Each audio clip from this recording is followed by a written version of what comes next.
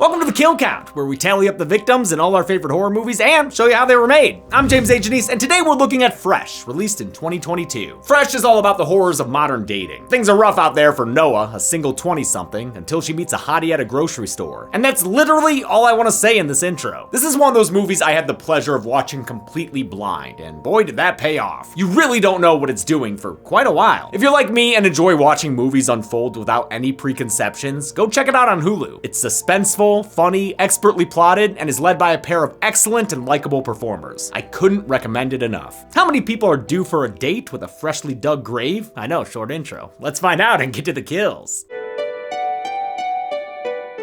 The movie begins with scrolling and swiping on a dating app. Single lady Noah is trying her darndest, but keeps winding up on first date dumpster fires. Red flag Chad's more into hot sauce than conversation, and complains that women aren't as trad as they used to be. They were more into femininity. Dude talks down to a waitress and doesn't hold the door open for Noah, so she cuts things off, spurring a predictable nice guy reaction. I was literally just being polite.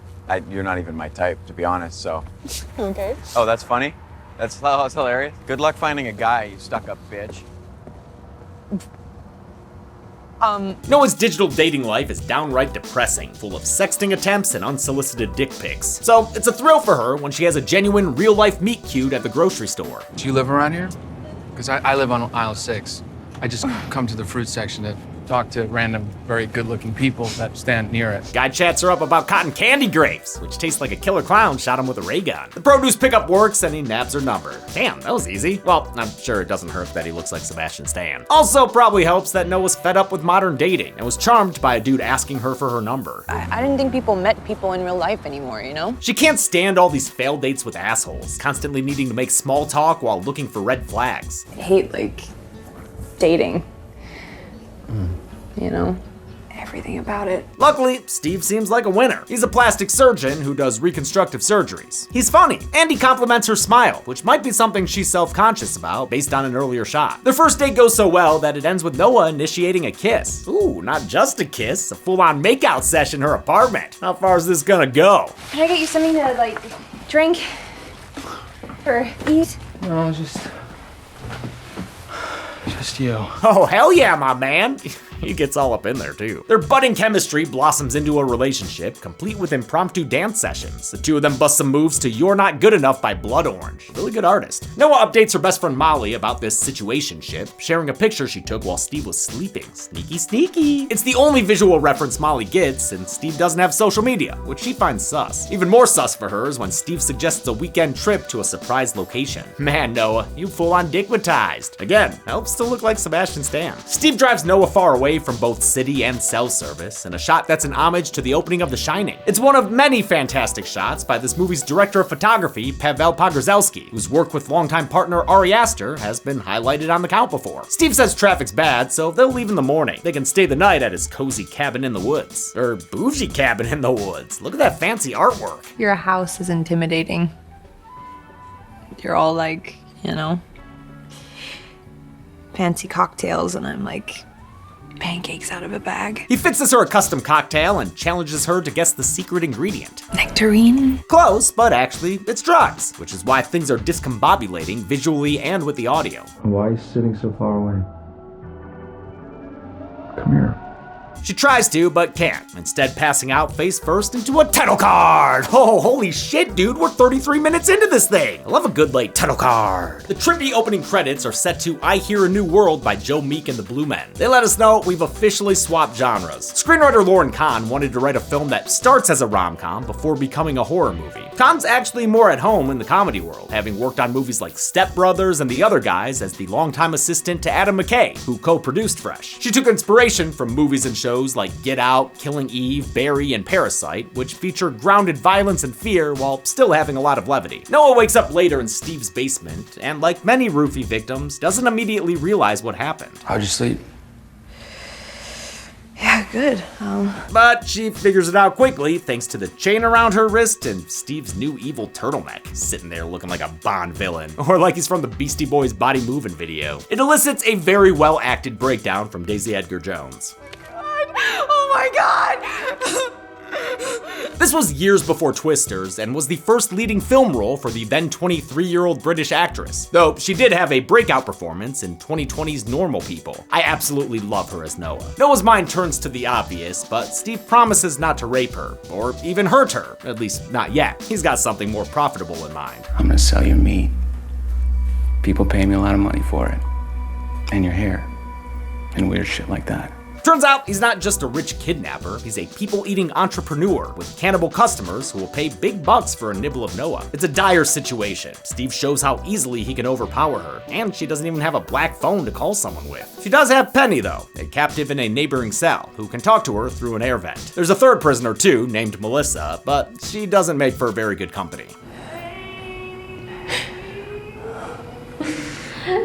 She's lost her mind. That's probably because she was just on Steve's chopping block. In the morning, he preps her severed leg in a cannibal cooking montage set to Obsession by Animotion, aka the Saturday Night Main Event song, aka Maxine's entrance music. But his groovin's got grim undertones. He's sending Melissa baskets to his clientele of 1%ers. His distribution method includes an insane ponytail and door-to-door service. The shots of his customers, who are so rich and powerful that this is what they do to keep from being bored, weren't in the script. They were added by director Mimi Cave to help break up the movie's contained environment. Fresh is Cave's feature debut. Her previous work mostly consisted of music videos. Oh, including a Toon Yards one, hell yeah. Cave has a background in choreography, so she knew music and dance would be important to the film. She voiced this while meeting with Stan, so he sent her a video of him dancing with a kitchen knife to prove his commitment to the role. Later that night, Noah asks if she can take a shower. Steve permits the bathroom break in exchange for a smile. Yeah. Noah bears and grins it for an opportunity to take in the full scope of this American psychotic cottage. While the movie takes place in and around Portland, Oregon, they filmed in British Columbia, Canada. Production designer Jennifer Morden created Steve's mid-century house as two large sets. There was the modern and aspirational looking top floor and the medieval dungeon-inspired basement. In keeping with the movie's themes, everything in the house is inspired by body parts, from that tongue-looking chair to the fallopian tube-styled basement. Noah decides to make a break for freedom, but Steve immediately stops her and knocks her out, treating her like a dog.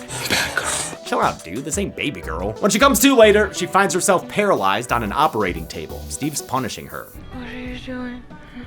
I'm taking your ass. This kind of inverse human centipede is a body horrific scene, undercut by Steve singing along to Peter Cetera's Restless Heart. The song was written into the script from the start, and this focus on music resulted in a killer soundtrack. Cave wanted to keep gore minimal, so she didn't ward off non-horror fans, but I mean, Fresh is still decently bloody. Special effects coordinator Tyler Shimke and makeup artist Danica Yurchak used fabricated skin and real pork and chicken meat to create body parts that could be realistically butchered. They used beet juice to get the color right, so I guess that makes this beet meat? Nah, that's a different guy channel. Noah wakes up later, alive but assless, like so many chaps. She and Penny chat, fantasizing about fucking Steve up and regretting fucking him. Or at least Noah does. Penny's taken aback by this revelation, because she and Melissa did no such thing. I'm not slut-shaming you, by the way. It's just not something Steve usually does with the girls he sells. Noah starts to blame herself, but Penny tells her that that's bullshit. It is not our fault, Noah. It's always theirs. It's a point the movie wants to stress. It's funny that people would judge Noah for going away with Steve and not judge Steve for what he does to Noah, you know? Like Barbarian, released the same year, Fresh is steeped in the power dynamics between men and women while dating. Its horror is derived from women's uncertainty while meeting new men, and the consequences of opening up to the wrong one. I feel like Fresh has a message you can compare to the one in Revenge, Coralie Farge's excellent first film. Revenge says not to blame women for their attackers, even if they aren't of perfect virtue. Fresh explores the other end of that spectrum, saying that even if you are actively careful, you can still become a victim, and it's not their fault either way. And before I have to read a certain kind of comment, yes, men do have their own issues with modern dating too, but that's not what this movie is about, so that's not the discussion we're having here. Also, men's dating troubles aren't like, you know, worrying about being raped and killed. While reading a magazine Steve has graciously given her, Noah finds a note of encouragement from a previous captor. It says Steve must have a genuine soft spot for her, so she plays that advantage and appeals to his interests. What does it taste like? Her faux intrigue intrigues Steve. Guy just might be falling in love with her. Now, one of the reasons Noah works as Steve's victim/fixation is because she ain't got a family. He sussed that out on their first date. What about your fam?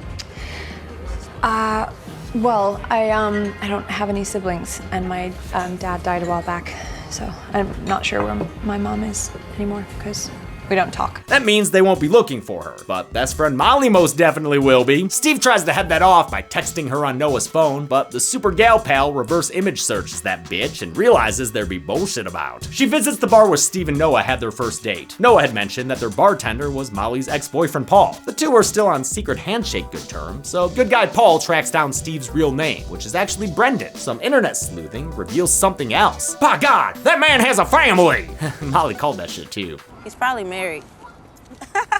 Thank you for that. Yes, he's probably married. Probably. With Noah missing for a week now, Molly tracks down Brendan's, I guess he's Brendan now, suburban abode. She sends Paul a flirty failsafe before she heads inside. Brendan's wife Anne doesn't believe her accusations, and before you know it, the man himself arrives. He acts confused and kindly asks Molly to leave. In a last-ditch effort, she calls Noah's phone.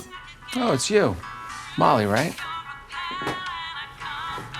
Really shouldn't have done that. She's knocked into a scene transition, since it turns out Anne is Brendan's partner in both marriage and meatpacking. Good teamwork today. Later, in a montage set to a cover of Lou Reed's Perfect Day, we see Anne is missing her leg. It implies she was one of Steve's victims, probably one he fancied, like he does Noah now, which gave her an avenue of escape. It's actually sick the way it cuts from her missing leg to him running on his, building up the body part he took away from her. Noah, thankfully, still has, most of her parts, so she does some buttless push-ups to build her strength. Brendan eats some of his own product, and as far as counting kills, I mean, I can't count random limbs, that'd be malpractice. You can live without a limb. Look at Anne. I will count the 4 torsos we see in Brendan's meat freezer though, since, you know, you kinda need that part to live. Oh, also, they're all women, since Brendan says he doesn't sell male meat. Noah's seed of flirting has taken root inside of Brendan. Why did you ask me what it tasted like? He just can't resist her, sitting there on the ass she doesn't have, doing her hair, and asking him about his interests. He's drawn to her so much, he's ready to ignore his wife at home in favor of a romantic dinner with Noah that'll show off all the leather facets of his personality. Oh, he's breaking into his preserves for this one. And freshening up with a shot. Oh, wait, no, that's a meat grinder. He's grinding meat. Over a meat meal he's prepared, they have a quaint and disquieting affair.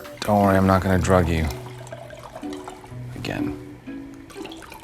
You better not. Noah plays her hand perfectly, making him feel like she really likes him, all while she collects further info on the house. Brendan's just excited to share his passion for cuisine. I couldn't get the taste out of my mouth.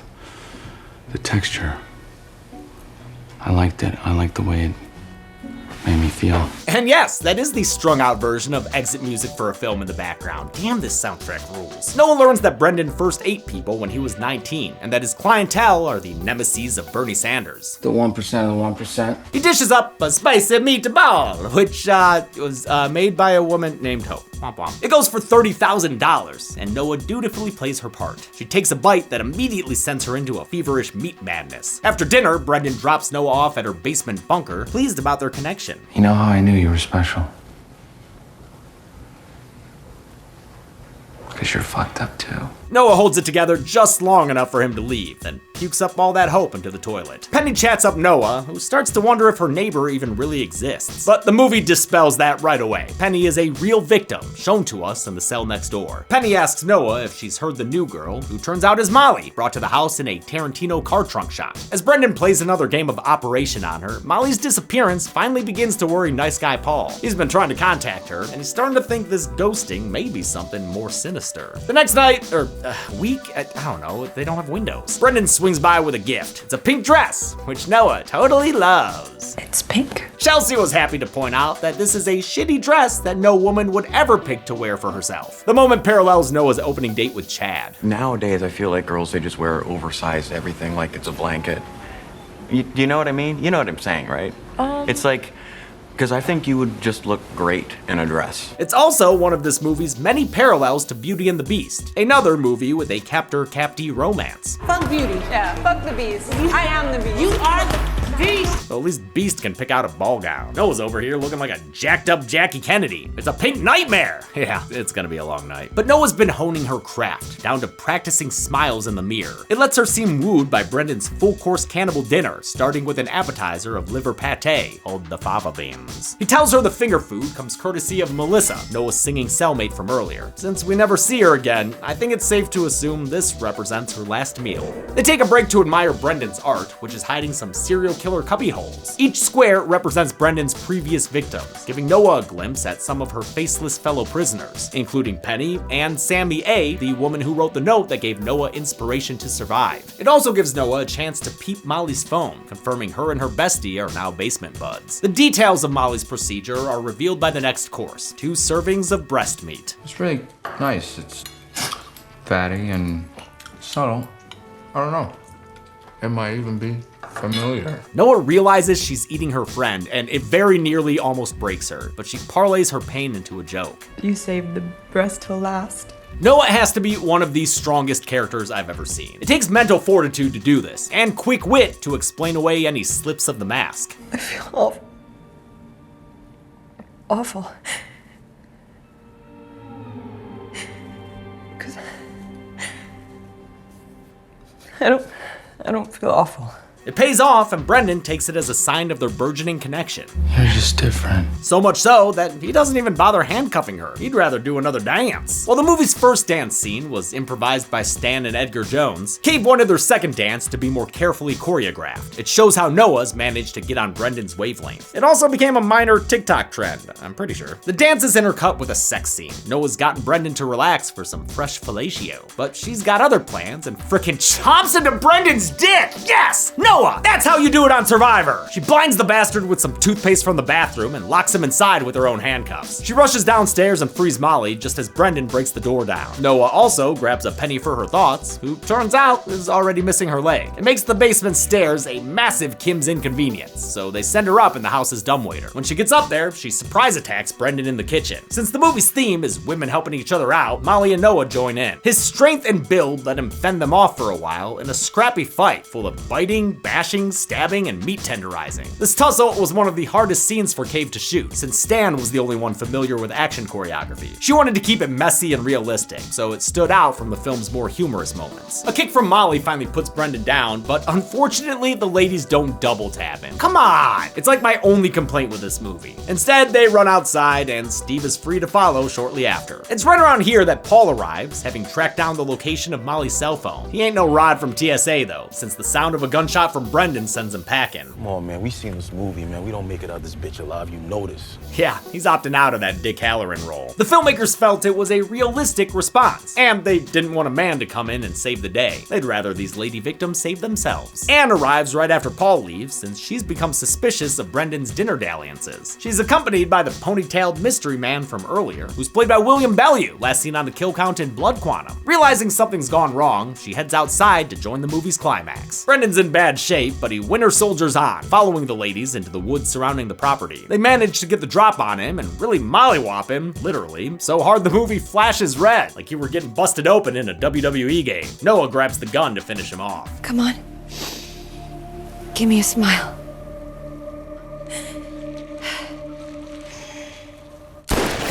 Guess he can dish it out, but he can't take it. His body is later found by Anne, but she doesn't cry. No one mourns the wicked. Instead, she orders the body to be prepped for butchery, suggesting she intends to take over the business that maimed her. Or maybe she's been in charge the whole time. Who knows? Con and Cave wanted to keep Anne's backstory ambiguous, leaving only a few hints in her character's Facebook page. Noah realizes she dropped her phone in the brawl with Brendan, so she heads back to grab it and call for help. She runs into Anne, who puts on an air of victimhood and blubbers like she's inventing Anna. Oh my God, you got him!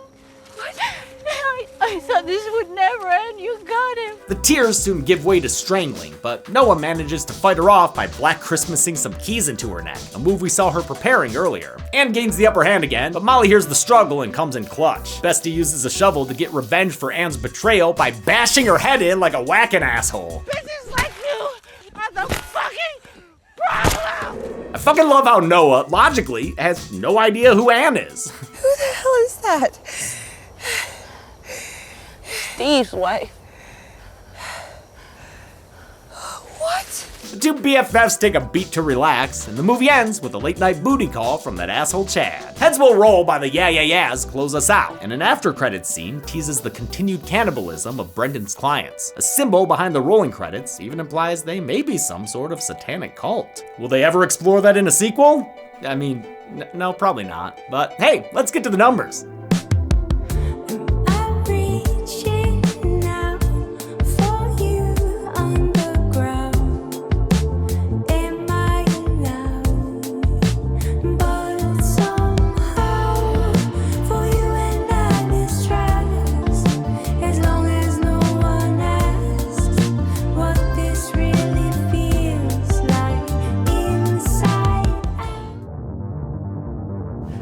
counted 7 kills in Fresh. The victims consisted of 6 women and 1 Sebastian Stan, giving us this fresh-baked pie chart. We've only seen this chart twice before, in pieces and taste, meaning this ratio spells out taste fresh pieces, or pieces taste fresh. I don't know. With a runtime of 117 minutes, Fresh had a kill on average every 16.71 minutes. I'll give the golden chainsaw for coolest kill to Steve/Brendan. While Anne's death had some pretty great gore, Steve's death is the cockbiting climax of the whole film, and that close-up headshot is brutal. Dull machete for lamest kill will go to Melissa, who died as she lived, completely off screen. I mean, she's lucky she made some noises, or else I probably wouldn't have even been able to count her. And that's it. Fresh was released in 2022 and deserves way more recognition than it gets. Please watch it and tell other people to watch it. Until next time, I'm James A. Janice.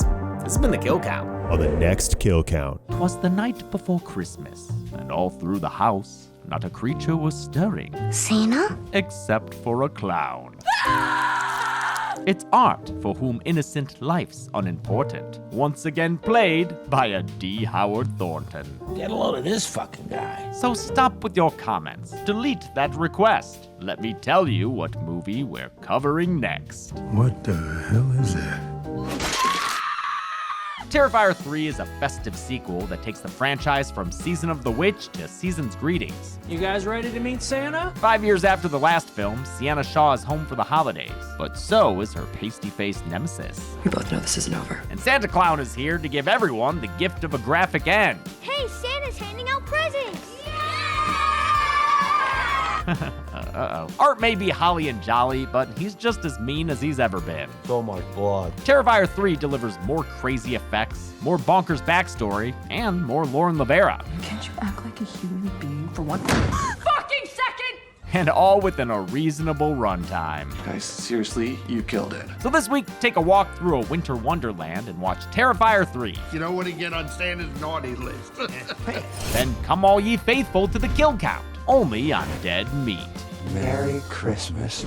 Terrifier 3 can currently be watched on the pictured streaming platforms. Dead Meat always recommends you watch the movie for yourself before its kill count. It's the only way to have your own properly informed opinion. Kill counts are never meant to replace the experience of watching a film. Thanks a lot for watching this Kill Count for Fresh. Hope everyone's adapting to the new Kill Count schedule well. New schedule plus delays thanks to the fires. But having this new schedule allows us to do fun things like the Dead Meat halftime show. If you didn't see that, check it out on Dead Meat Presents. Oz Perkins and Elijah Wood joined us to do play-by-play on kills. We're also working on the Dead Meat Horror Awards now, but that's probably not gonna be out until April. A little later than we'd prefer, but we were just busy with the Rumble and the halftime show and other stuff. This year's obviously not gonna have as many kill counts, but I am confident that it will have the most other fun stuff. And we're also just working on a lot of stuff behind the scenes, you know, big business decisions. I wanna thank some patrons like Coyle, Lucas Danner, Matthew Page, Lex, Melissa, Sunken Diamond 58, and Benson Lone. Also, thank you, Chelsea, for joining me for that To The Numbers dance. Thanks, everyone. Be good people.